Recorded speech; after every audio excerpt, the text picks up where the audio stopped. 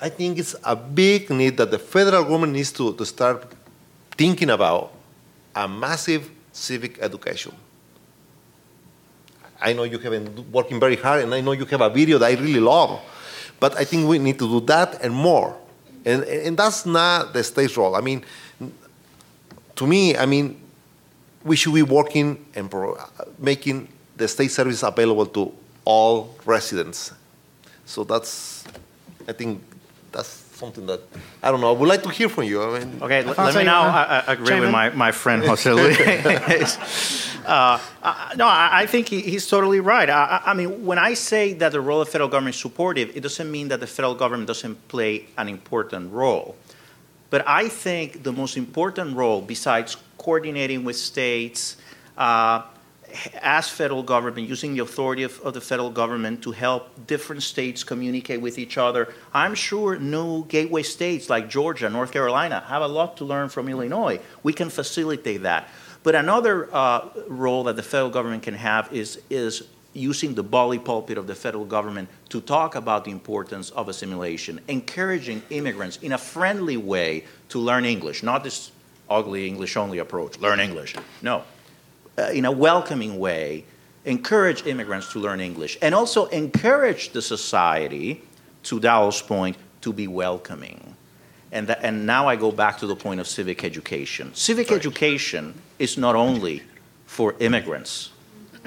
You know, when we developed the naturalization exam, it pained me to see reporters going out to the street to ask Americans important concepts of American democracy, and Americans could not answer them. Now, I wasn't so concerned when they didn't know who George Washington was. Well, you know. But when they were asked concepts like, what is the rule of law?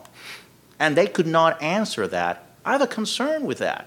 If a democracy is based on ideals, you have to master those ideals. So integration is a two-way street in that respect as well. It has to be a societal effort. It's building a community. And as our society becomes more and more diverse, and Dowell can give you the numbers, by 2025, 14% of the population is going to be foreign born. By 2050, I think it's over... In the U.S.? In the U.S. I forgot the number now. 18? It may be 18 to 19. I think it's 19%, exactly. Those are very high numbers. This immigration wave is eventually going to become the greatest wave in our history. So we need a societal approach that includes absolutely everyone.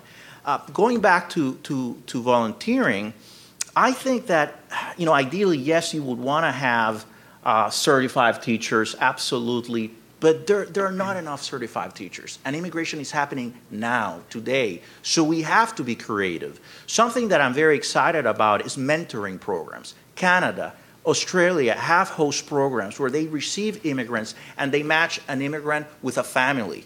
In Arkansas, I found a small organization of women, Hispanic women, that match professionals from the Ozarks in Arkansas with immigrants that are just arriving.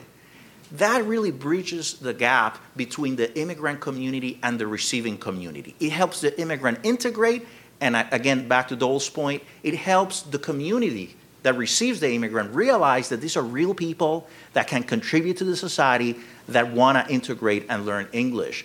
The UK is also doing that. The Time Foundation, which is very well known, Time Bank Foundation, is also sponsoring mentoring programs. So I think that's a great idea. I think we just have to think creatively. Laureen Laglagaron, Dowell Myers wanted to chime in quickly. Quickly, I think I would like the federal government to enforce federal law, and here I'm thinking about Title VI of the Civil Rights Act and President Clinton's Executive Order 13166, which dictates that limited English proficient people have access to social services, meaningful access to social services. When Jose is talking about having to serve as a tutor to the state government for how exactly to do that, to me, that's not the role for community organizations to do that. That really the guidance has to come from the top for how exactly do you serve limited English proficient populations. For many localities, they can't even identify who the LEP populations are in their community or what languages they speak. So Yes, I'll end it there. Dowell. You know, all this debate about immigrants is really great for Americans. Because, you know, I was born here. And like all my colleagues who were born here, we just take it for granted. We totally take it for granted. We don't need to learn any of this civic stuff.